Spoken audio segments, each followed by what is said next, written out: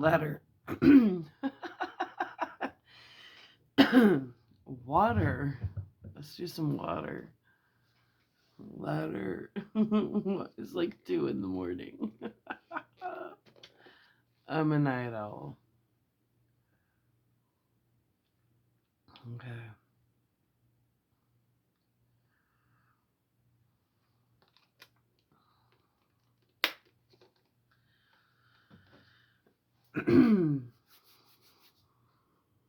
Are we ready? Yeah, we are.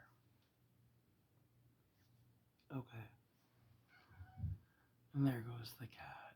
You gotta be kidding me. Letter, Dr. Steward to Honorable Arthur Holmwood, the 6th of September. My dear Art, my news today is not so good. Lucy this morning had gone back a bit. There is, however, one good thing which has arisen from it. Mrs. Westenra was naturally anxious concerning Lucy, and has consulted me professionally about her. I took advantage of the opportunity and told her that my old master Van Helsing has I gotta let the cat out. Hold on. Shit. Alright. Attempt number 2. The cat will be out for a couple hours. I should have known. He always goes out before 3. Comes in around 5:30. Let's try this again. No more interruptions.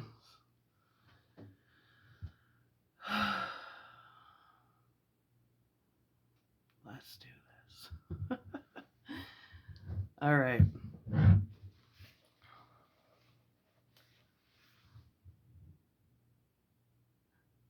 Letter, Dr. Steward to Honorable Arthur Holmwood, 6th of September. My dear Art, my news today is not so good. Lucy this morning had gone back a bit. There is, however, one good thing which has arisen from it. Mrs. Westenra was naturally anxious concerning Lucy, and has consulted me professionally about her. I took advantage of the opportunity and told her that my old master Van Helsing of the opportunity. Fuck me.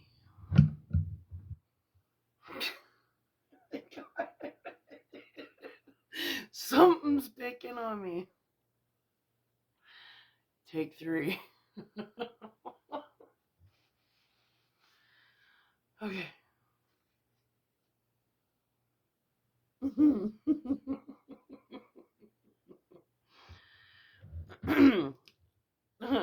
Third time's a charm.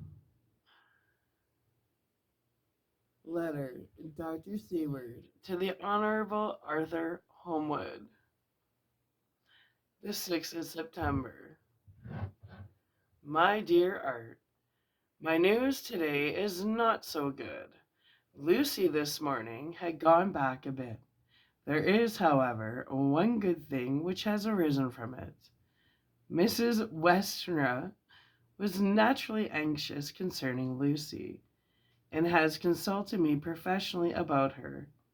I took advantage of the opportunity and told her that my old master Van Helsing, the great specialist, was coming to stay with me, and that I would put her in his charge conjointly with myself.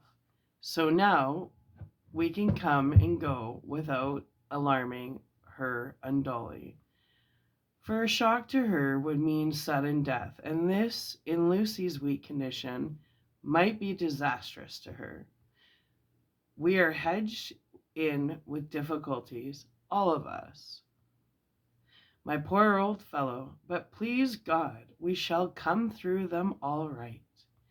If any need, I shall write, so that if you do not hear from me, take it for granted that I am simply waiting for news in haste. Yours ever, John Steward. Dr. Seward's Diary, 7th of September. The first thing Van Helsing said to me when we met at Liverpool Street was, "Have you said anything to our young friend, the lover of hers?" "No," I said. "I waited till I had seen you. As I said in my telegram, I wrote him a letter simply telling him that you were coming, as Miss Westenra was not so well, and that I should let him know if need be." "Right, my friend," he said, "quite right. Better he not know as yet. Perhaps he shall never know. I pray so. But if it be needed, then he shall know all. And, my good friend John, let me caution you. You deal with the madman. All men are mad in some way or another. And in as such, as you deal discreetly with your madman, so deal with God's madman too, the rest of the world. You tell not your madman what you do nor why you do it. You tell them not what you think. So you shall keep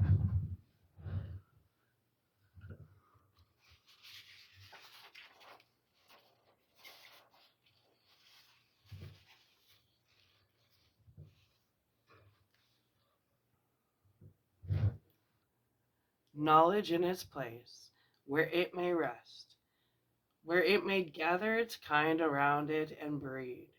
You and I shall keep as yet what we know here and here. He touched me on the heart and on the forehead, and then touched himself the same way. I have for myself thoughts at the present. Later I shall unfold to you. Why not now? I asked. It may do some good. We may arrive at some decision. He stopped and looked at me and said, "My friend John, when the corn is grown, ever before it has ripened, while the milk of its mother earth is in him, and the sunshine has not yet begun to paint him with his gold, the husbandman he pull the ear and rub him between his rough hands, and blow away the green chaff, and say to you, 'Look, he is good corn. He will make good crop when the time comes.' I did not see the application and told him so. For reply, he reached over and took my ear in his hand and pulled it playfully, as he used long ago to do at lectures, and said, 'The good husbandman tell you so then, because he knows, but not till then. But you do not find the good husbandman dig up his planted corn to see if he grow. That is for the children who play at husbandry, and not for those who take it as of the work of their life.' See you now, friend John, I have sown my corn, and nature has her work to do it in the making it to sprout. If he sprout at all, there's some promise, and I wait till the ear begins to swell." He broke off, for he evidently saw that I understood. Then he went on, and very gravely, "You were always a careful student, and your case book was ever more full than the rest. You were only student then. Now you are master, and I trust that good habit have not failed. Remember, my friend, that knowledge is stronger than memory, and we should not trust the weaker, even if you have not kept the good practice. Let me tell you that this case of our dear Miss is one that may be mine. I say may be, of such interest to us and others that all the rest may not make him kick the beam. as your peoples say. Take then good note of it. Nothing is too small. I counsel you, put down on record even your doubts and surmises. Hereafter it may be of interest to you to see how true you guess. We learn from failure, not from success. When I described Lucy's symptoms, the same as before, but infinitely more marked, he looked very grave, but said nothing. He took with him a bag in which were many instruments and drugs, the ghastly paraphernalia of our beneficial trade. And he once said in one of his lectures, the equipment of a professor of the healing craft. When were when we were shown in, Mrs. Westerna met us. She was alarmed, but not nearly so much as I expected to find her. Nature, in one of her beneficent moods,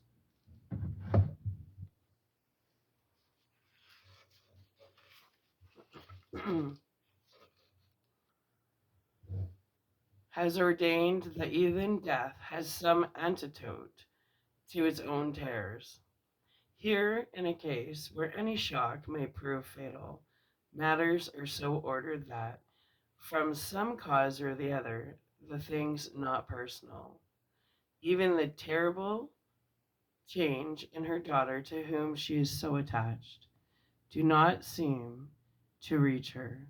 It is something like the way Dame Nature gathers round a foreign body an envelope of some insensitive tissue which can protect from evil that which it would otherwise harm by contact. If this be an ordered selfishness, then we should pause before we condemn any one for the vice of egoism, for there may be deeper roots for its causes than we have knowledge of. I used my knowledge of this phase of spiritual pathology and laid down a rule that she should not be present with Lucy or think of her illness more than was absolutely required. She assented readily, so readily that I saw again the hand of nature fighting for life. Van Helsing and I were shown up to Lucy's room. If I was shocked when I saw her yesterday, I was horrified when I saw her today. She was ghastly, chalkily pale. The red seemed to have gone even from her lips and gums, and the bones of her face stood out prominently. Her breathing was painful to see or hear. Van Helsing's face grew set as marble, and his eyebrows converged till they almost touched over his nose. Lucy lay motionless and did not seem to have strength to speak. So for a while we were all silent. The Van Helsing beckoned to me, and we went gently out of the room. The instant we had closed the door, he stepped quietly along the passage to the next door, which was open. Then he pulled me quickly in with him and closed the door. "My God," he said, "this is dreadful. This is no time to be lost. She will die for sheer want of blood to keep that heart's action as it should be. There must be transfusion of blood at once. It is you or me. I am younger and stronger, Professor. It must be me." "Then get ready at once. I will bring up my bag. I am prepared." I went downstairs with him, and as we were going there with a knock at the hall door. When we reached the hall, the maid had just opened the door, and Arthur was stepping quickly in. He rushed up to me, saying in an eager whisper, "Jack, I was so anxious. I read between the lines of your letter and have been in an agony. The dad was better, so I ran down here to see for myself." "It is not that gentleman, Dr. Van Helsing? I am so thankful to you, sir, for coming."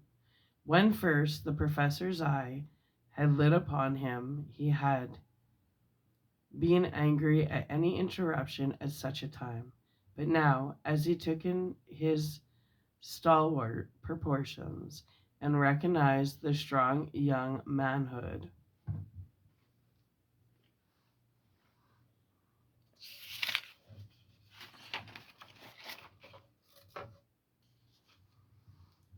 which seemed to emanate from him, his eyes gleamed. Without a pause, he said to him gravely, as he held out his hand, "Sir, you have come in time.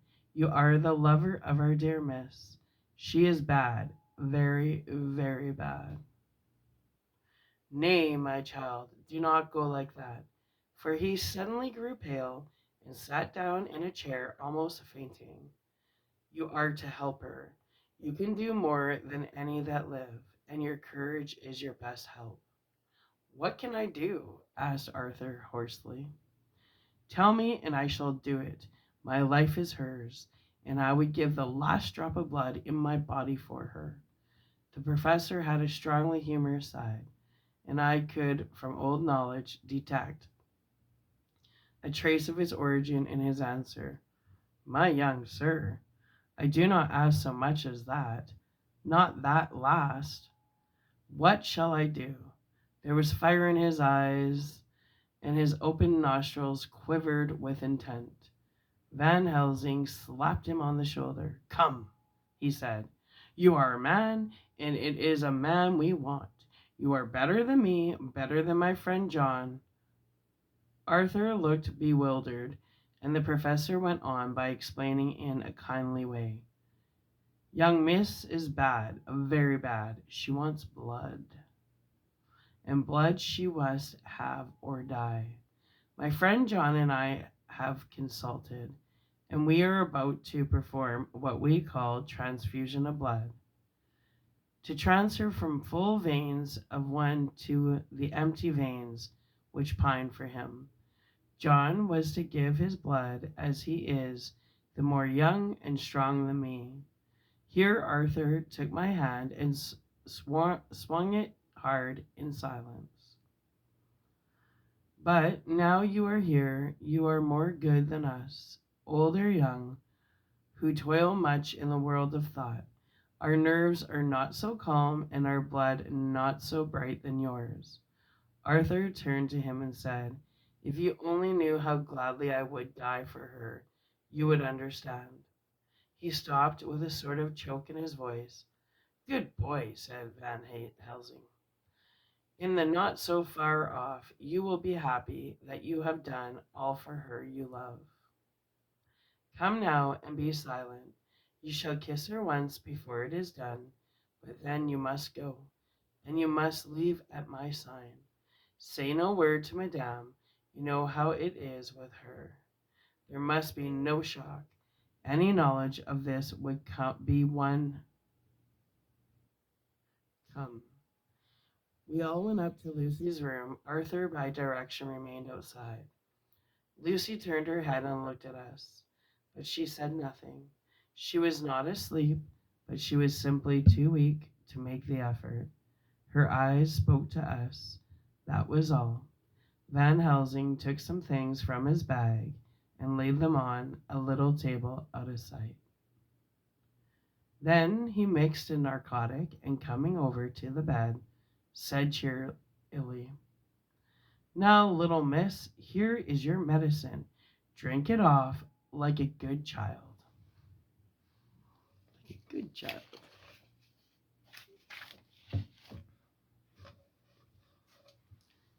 "See, I lift you so that to swallow it easy." Yes, she had made the effort with success. It astonished me how long the drug took to act. This, in fact, marked the extent of her weakness. The time seemed endless until sleep began to flicker in her eyelids. At last, however, the narcotic began to manifest its potency, and she fell into a deep sleep. When the professor was satisfied, he called Arthur into the room and bade him strip off his coat. Then he added, You may take that one little kiss whiles I bring over the table. Friend John helped me, so neither of us looked whilst he bent over her. Van Helsing, turning to me, said, "He is so young and strong, and of blood so pure, that we need no defibrant it." Then, with swiftness, but with absolute method, Van Helsing performed the operation. As the transfusion went on, something like life seemed to come back to poor Lucy's cheeks, and through Arthur's growing pallor, the joy of his face seemed absolutely to shine. After a bit, I began to grow anxious, for the loss of blood was telling on Arthur. Strong man as he was, it gave me an idea of what a terrible strain Lucy's system must have undergone, that what weakened Arthur only partially restored her. But the professor's face was set, and he stood watch in hand, and with his eyes fixed now on the patient and now on Arthur. I could hear my own heart beat. Presently he said in a soft voice, "Do not stir an instant. It is enough. You attend him. I will look to her." When all was over, I could see how much Arthur was weakened. I dressed the wound and took his arm to bring him away. When Van Helsing spoke without turning round, the man seems to have eyes in the back of his head. The brave lover, I think, deserve another kiss, which he shall have presently. And as he had now finished his operation, he adjusted the pillow to the patient's head. As he did so, the narrow black velvet band, which she seemed always to wear around her throat, buckled with an old diamond buckle which her lover had given her, was dragged up a little, and showed a red mark on her throat. Arthur did not notice it, but I could hear the deep bliss of indrawn breath, which is one of Van Helsing's way of betraying emotion. He had said nothing at the moment, but turned to me, saying, "Now take down our brave young lover, give him of the port wine, and let him lie down a while. He must then go home and rest, sleep much, and eat much, that he may be recruited of what he has so given to his love. He must not stay here. Hold a moment.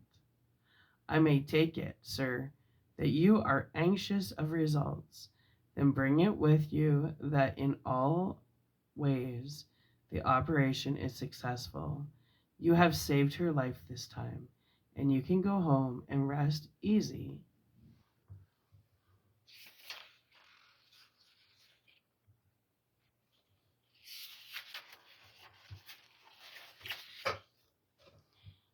In mind that all that can be is, I shall tell her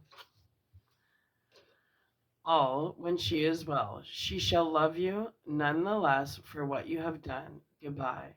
When Arthur had gone, I went back to the room. Lucy was sleeping gently, but her breathing was stronger. I could see the counterpane move as her breast heaved. By the bedside sat Van Helsing, looking at her intently. The velvet band again covered the red mark. I asked the professor in a whisper, "What do you make of that mark on her throat? What do you make of it?" "I have not seen it yet," I answered, and then and there proceeded to loose the band. Just over the external jugular vein there were two punctures, not large, but not wholesome looking. There was no sign of disease, but the edges were white and worn looking, as if by some trituration. It at once occurred to me that this wound, or whatever it was, might be the means of that manifest loss of blood. But I abandoned the idea as soon as formed, for such a thing could not be. The whole bed would have been drenched to a scarlet with the blood which the girl must have lost to leave such a parlor as she had before the transfusion. Well, said Van Helsing. Well, said I can make nothing of it. The professor stood up. I must go back to Amsterdam tonight, he said. There are books and things there which I want. You must remain here all night, and you must not let her sight pass from her. Shall I have a nurse? I asked. We are the best nurses, you and I. You keep watch all night. See that she is well fed, and that nothing disturbs her. You must not sleep all the night. Later on, we can sleep, you and I. I shall be back as soon as possible, and then we may begin. May begin, I said. What on earth do you mean? We shall see, he answered as he hurried out. He came back a moment later and put his head inside the door and said, with warning, finger held up, remember, she is your charge. If you leave her, and harm befall, you shall not sleep easy hereafter. Dr. Seward's Diary, the 8th of September. I sat up all night with Lucy. The opiate worked itself off towards dusk, and she waked naturally. She looked a different being from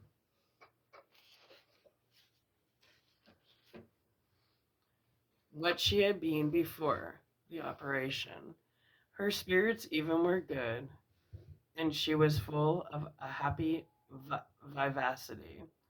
But I could see evidence of the absolute prostration which she had undergone. When I told Mrs. Westenra that Dr. Van Helsing had directed that I should sit up with her, she almost pooh-poohed the idea, pointing out her daughter's renewed strength and excellent spirits. I was firm, however, and made preparations for my long vigil. When her maid had prepared her for the night, I came in, having in the meantime had supper, and took a seat by the bedside. She did not in any way make objection, but looked at me gratefully whenever I caught her eye. After a long spell, she seemed sinking off to sleep, but with an effort seemed to pull herself together and shook it off. This was repeated several times, with greater effort and with shorter pauses as the time moved on. It was apparent that she did not want to sleep, so I tackled the subject at once. You do not want to go to sleep? No, I am afraid. Afraid to go to sleep? Why so? It is the boon we all crave for. Not if you were like me. If sleep was to you a presage of horror. A presage of horror? What on earth do you mean? I don't know. Oh, I don't know. And that is what is so terrible. All this weakness comes to me in sleep until I dread the very thought. But, my dear girl, you may sleep tonight. I am here watching you, and I can promise that nothing will happen. I can trust you. I seized the opportunity and said, I promise you that if I see my evidence of bad dream, I will wake you at once. You will? Oh, will you really? How good you are to me. Then I will sleep. And you almost, at the word, she gave a deep sigh of relief and sank back to sleep. All night long I watched her. She never stirred, but slept on in a deep, tranquil, life-giving, health-giving sleep. Her lips were slightly parted, and her breast rose and fell with the regularity of a pendulum. There was a smile on her face, and it was evident that no bad dreams had come to disturb her peace of mind. In the early morning, her maid came, and I left her in her care and took myself back home. For I was anxious about many things. I sent a, I sent a short wire to Van Helsing and to Arthur, telling them of the excellent result of the operation. My own work, with it manifold errors, took me all day to clear off. It was dark when I was able to inquire about my zoophagus patient. The report was good. He had been quite quiet for the past day and night. A telegram came from Van Helsing at Amsterdam whilst I was at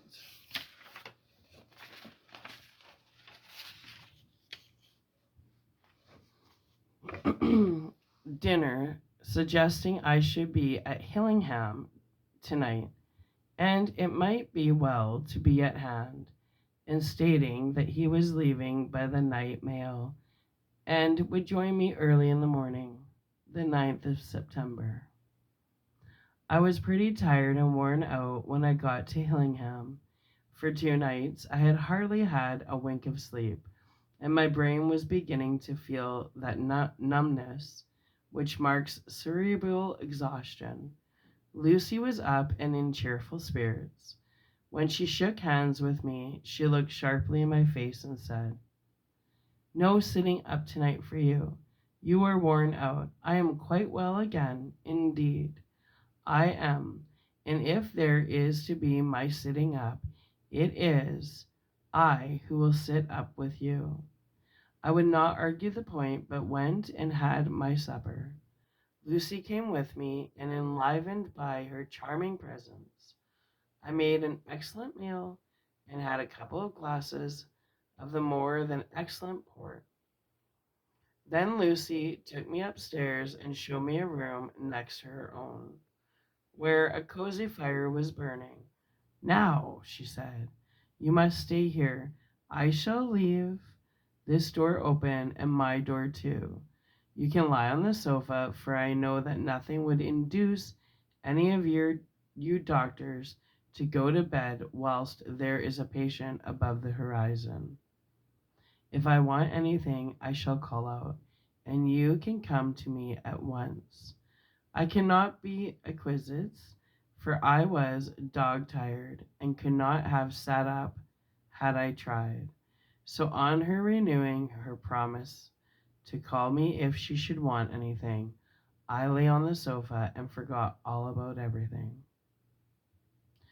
Lucy Westra's Diary, the 9th of September. I feel so happy tonight. I have been so miserably weak that to be able to think and move about is like feeling sunshine after a long spell of east wind out of a steel sky. Somehow Arthur feels very, very close to me. I seem to feel his presence warm about me. I suppose it is that sickness and weakness are selfish things and turn our inner eyes and sympathy on ourselves, whilst health and strength give love rein, and in thought and feeling he can wander where he wills. I know where my thoughts are. If Arthur only knew.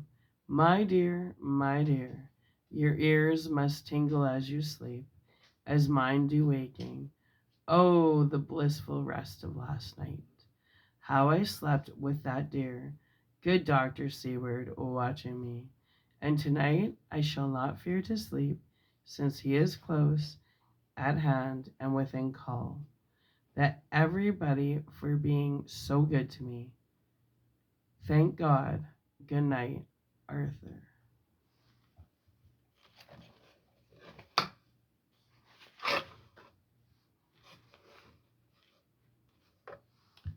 10th of September. I was conscious of the professor's hand on my head and started awake all in a second. That is one of the things that we learn in an asylum, at any rate. And how is our patient? Well, when I left her, or rather, when she left me, I answered. Come, let us see, he said, and together we went into the room. The blind was down, and I went over to raise it gently, whilst Helsing stepped, with his soft, cat-like tread, over to the bed. As I raised the blind, and the morning sunlight flooded the room, I heard the professor's low hiss of inspiration, and knowing its rarity, a deadly fear shot through my heart. As I passed over, he moved back, and his exclamation of horror, "God in Himmel!" needed no enforcement from his agonized face. He raised his hand and pointed to the bed, and his iron face was drawn in ashen white. I felt my knees begin to tremble. There on the bed, seemingly in a swoon, lay poor Lucy, more horribly white and wan-looking than ever. Even the lips were white, and the gums seemed to have shrunken back from the teeth, as we sometimes see in a corpse after a prolonged illness. Van Helsing raised his foot to stamp in anger, but the instinct of his life and all the long years of habit stood to him, and he put it down again softly. Quick, he said, bring the brandy. I flew to the dining room and returned with the decanter. He wetted the poor white lips with it, and together we rubbed palms and wrists and heart. He felt her heart, and after a few moments of agonizing suspense said, It is not too late. It beats, though but feebly. All our work is undone. We must begin again. There is no young Arthur here now. I have to call on you yourself this time. Friend John. As he spoke, he was dipping into his bag and producing the instruments for transfusion. I had taken off my coat and rolled up my short sleeve.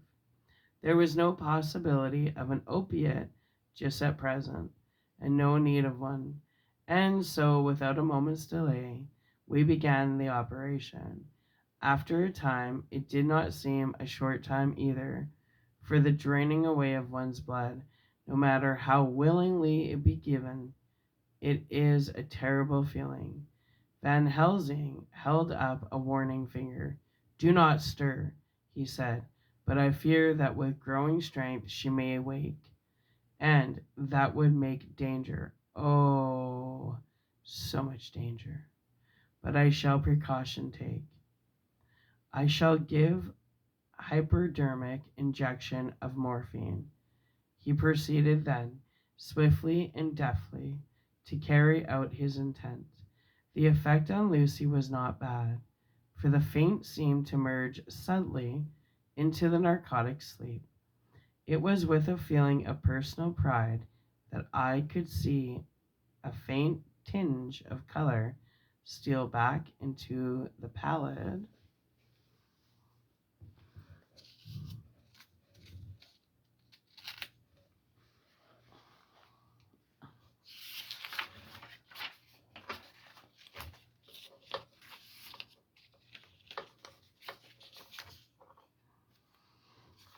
cheeks and lips. No man knows till he experiences it what it is to feel his own life blood drawn away into the veins of the woman he loves. The professor watched me critically. That will do, he said, already. A sad sort of smile. Already. I remonstrated. You took a great deal more from art. To which he smiled, a sad sort of smile, as he replied, He is her lover, her fiancé. You have work, much work to do, for her and for others, and the present will suffice. When we stopped the operation, he attended to Lucy, Whilst I applied digital pressure to my own incision, I laid down, whilst I waited his leisure to attend to me, for I felt faint and a little sick. By and by he bound up my wound and sent me downstairs to get a glass of wine for myself. As I was leaving the room, he came after me and half whispered, "Mind, nothing must be said of this. If our young lover should turn up unexpected, as before, no word to him. It would at once frighten him and enjealous him too. There must be none. So." When I came back, he looked at me carefully and then said, "You are not much the worse. Go into the room and lie on your sofa and rest a while. Then have much breakfast and come here to me." I followed out his orders, for I knew how right and wise they were. I had done my part, and now my next duty was to keep up my strength. I felt very weak, and in the weakness lost something of the amazement at what had occurred. I fell asleep on the sofa, however, wondering over and over again how Lucy had made such a retrograde movement, and how she could have been drained of so much blood with no sign anywhere to show for it. I think I must have continued my wonder in my dreams, for sleeping and waking, my thoughts always came back to the little punctures in her throat and the ragged, exhausted appearance of their edges, tiny though they were. Lucy slept well into the day, and when she woke, she was fairly well and strong, though not nearly so much as the day before, when Van Helsing had seen her. He went out for a walk, leaving me in charge, with strict injunctions that I was not to leave her for a moment. I could hear his voice in the hall asking the way to the nearest telegraph office. Lucy chatted with me freely and seemed quite unconscious that anything had happened. I tried to keep her amused and interested. Then her mother came up to see her. She did not seem to notice any change whatever, but said to me gratefully, "We owe you so much, Dr. Steward, for all you have done, but you really must now take care not to overwork yourself. You are looking pale, you are looking pale yourself. You want a wife to nurse and look after you a bit. That you do."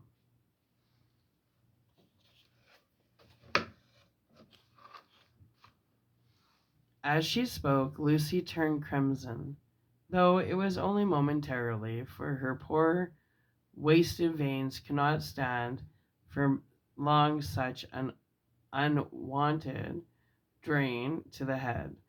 The reaction came in excessive pallor as she turned imploring eyes on me. I smiled and nodded and laid my fingers on my lips. With a sigh, she sank back amid her pillows. Van Helsing returned in a couple of hours and presently said to me, "Now you go home and eat much and drink enough.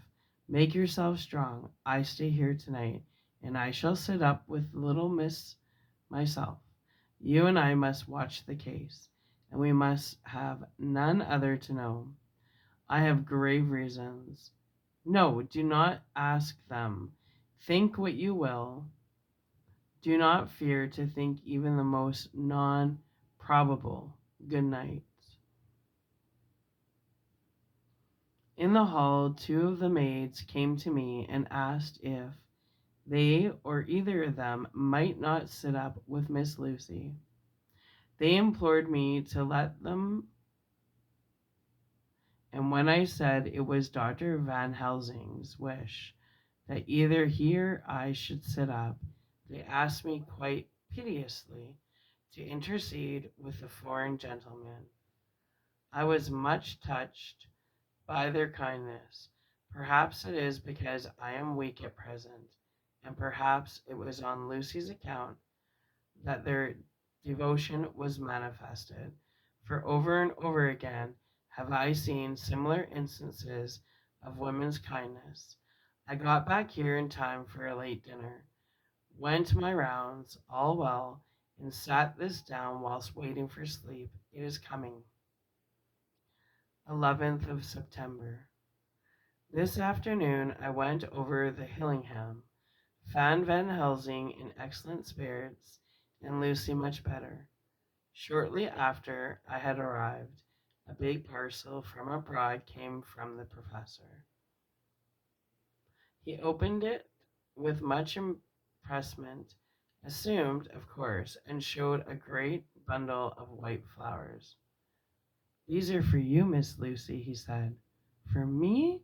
Oh, Dr. Van Helsing." "Yes, my dear, but not for you to play with. These are medicines." "Here, Lucy," made a weary face. "Nay, but they are not to take in a decoction or in nauseous form, so you need not snub that so charming nose, or I shall point out to my friend Arthur what woes he may have to endure in seeing so much beauty that he so loves so much to store. Aha, my pretty miss, that brings the so nice nose straight again. This is medicinal, but you do not know how. I put him in your window. I will make pretty wreath and hang him around your neck, so that you sleep well.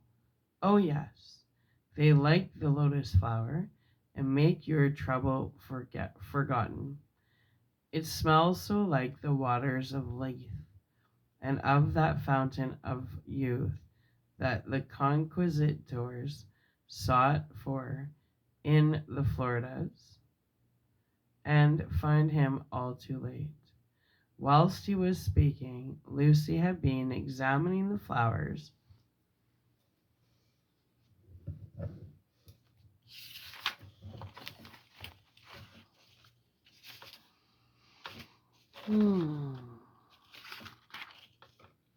and smelling them.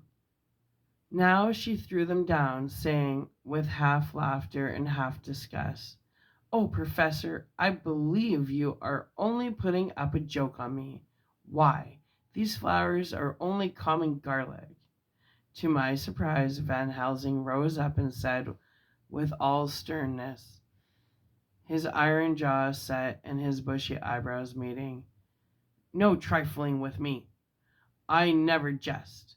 There is grim purpose in all I do, and I warn you that you do not thwart me. Take care for the sake of others, if not for your own." Then seeing poor Lucy scared, as she might well be, he went on more gently. "Oh, little miss, my dear, do not fear me. I only do for you good, but there is much virtue to you in those so common flower.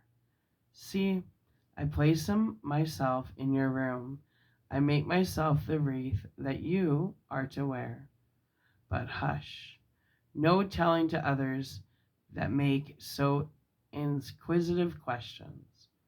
You must obey, and silence is a part of obedience, and obedience is to bring you strong and well into loving arms that wait for you. Now sit still a while.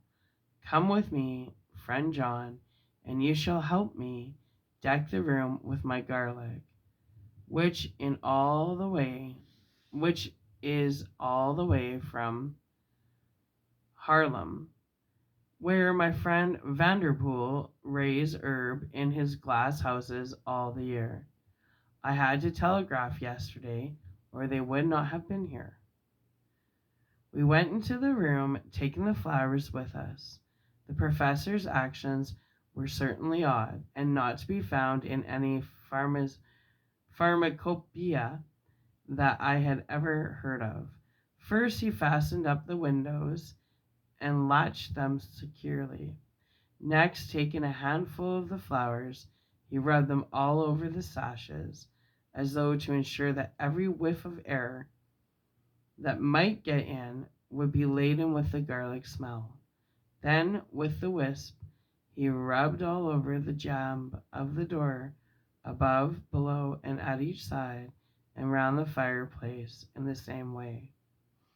It all seemed grotesque to me, and presently I said, "Well, Professor, I know you always have a reason for what you do, but this certainly puzzles me. It is well we have no skeptic here, or he would say that you were working some spell to keep out an evil spirit." "Perhaps I am," he answered quietly, as he began to make the wreath which Lucy was to wear round her neck. We then waited whilst Lucy made her toilet for the night, and when she was in bed, he came and himself fixed the wreath of garlic round her neck. The last words he said to her were, "Take care you do not disturb it, and even if the room feel close, do not tonight open the window or the door." "I promise," said Lucy. "And thank you both 1,000 times for all your kindness to me. Oh, what have I done to be blessed with such friends?" As we left the house in my fly, which was waiting, Van Helsing said,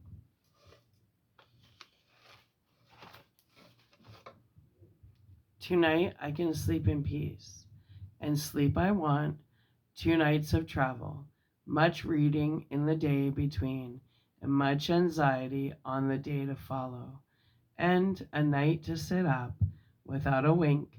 Tomorrow in the morning early you can call for me, and we can come together to see our pretty miss. So much more stronger for my spell, which I have worked. Ho ho!" He seemed so confident that I remember my own confidence too, nights before, and with the baneful result, felt awe and vague terror. It must have been my weakness that made me hesitate to tell it to my friend, but I felt it all the more, like unshed tears.